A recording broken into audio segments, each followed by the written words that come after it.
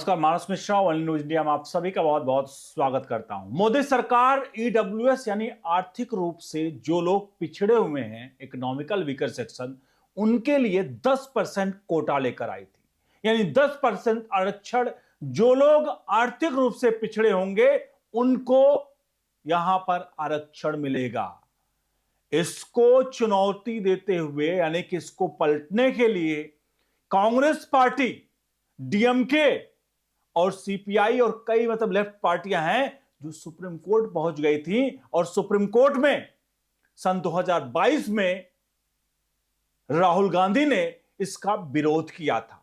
यह वही राहुल गांधी है जो जाति जनगणना को लेकर के बवंडर मचाता रहता है, जात जात चिल्लाता रहता है, लेकिन आर्थिक आरक्षण पर जब कोर्ट मोदी सरकार कोई आरक्षण कोई इस तरह से कोई कानून लेकर आती है तो उस पर बवंडर मचाता है। लेकिन सबके बीच में आपको इस ईडब्ल्यूएस के बारे में बताएं, आज का एक फैसला जो सीधे तौर पर पूरे देश में एक बड़ा बेंचमार्क साबित हो रहा है और वो है chief justice of India justice Suryakant का फैसला।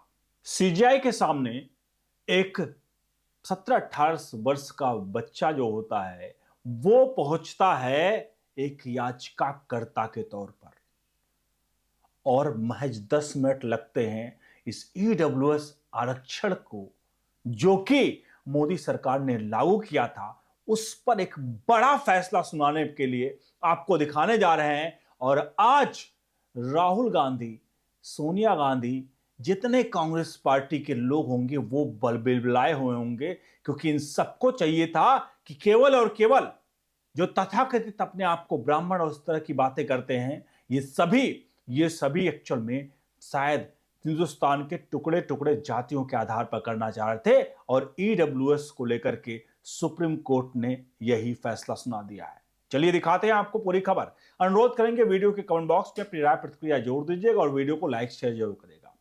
मैं पहले 2022 के उस फैसले पर लिए चलता हूं।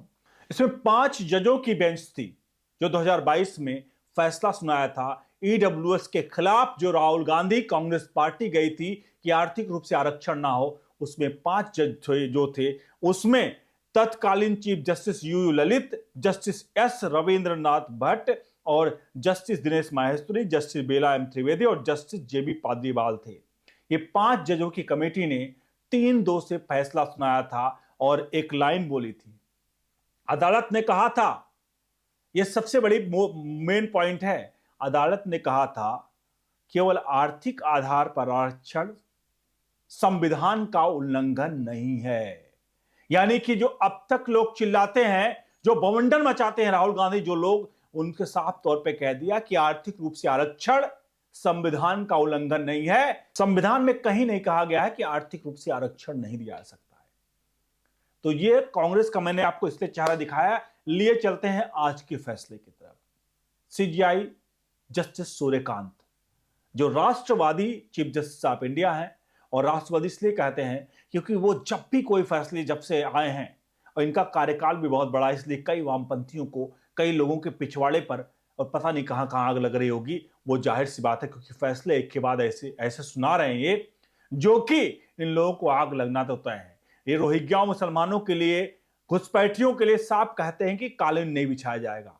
ये हिंदुस्तान है, हिंदुस्तान में कतई भी रोहिंग्याओं के लिए हम कोर्ट नहीं खोल सकते, आतंकियों के लिए हम कोर्ट नहीं खोल सकते हैं। और अब एक राष्ट्रवादी चीफ जस्टिस ऑफ इंडिया ने जो फैसला सुनाया वो समझिएगा। मामला था नीट एग्जाम को लेकर के।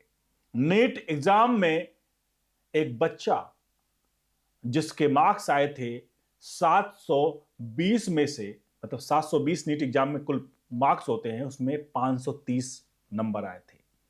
जनरल कैटेगरी का था, लेकिन ईडब्ल्यूएस क्योंकि मोदी सरकार लेके आई थी इकोनॉमिकल वीकर सेक्शंस, तो इकोनॉमिकल वीकर सेक्शन के तहत उसको अलॉट होनी चाहिए थे कम से कम प्राइवेट कॉलेज मध्य प्रदेश में मेडिकल का।